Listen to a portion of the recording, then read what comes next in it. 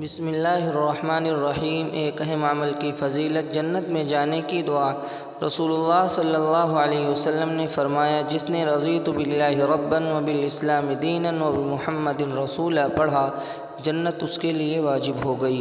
ایک گناہ کے بارے میں اپنی عزت کے لیے دوسروں کو کھڑا کرنا۔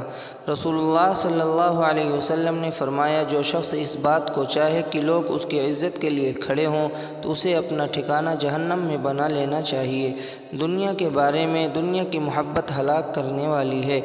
رسول اللہ صلی اللہ علیہ وسلم نے فرمایا، خوش ہو جاؤ اور اپنے مطلوب کی امید رکھو۔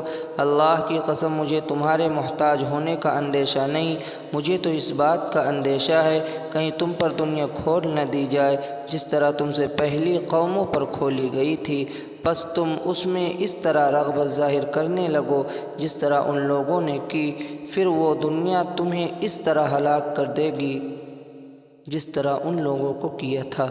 آخرت کے بارے میں اہل جنت کے عمدہ فرش۔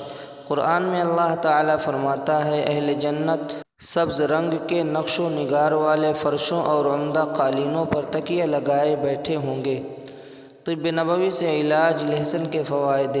رسول اللہ صلی اللہ علیہ وسلم نے فرمایا، اگر میرے پاس فرشتے نہ آیا کرتے تو میں لہسن ضرور کھاتا۔ فائدہ۔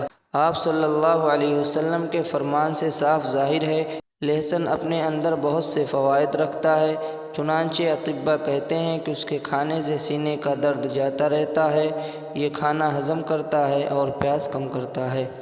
قرآن کی نصیحت۔ قرآن میں اللہ تعالیٰ فرماتا ہے، تم اس وقت تک نیکی اور بھلائی حاصل نہیں کر سکتے جب تک تم اپنے محبوب مال کو اللہ کے راستے میں خرچ نہ کر لو، اور جو کچھ بھی تم خرچ کرتے ہو تو اللہ تعالیٰ اس کو اچھی طرح جانتا ہے۔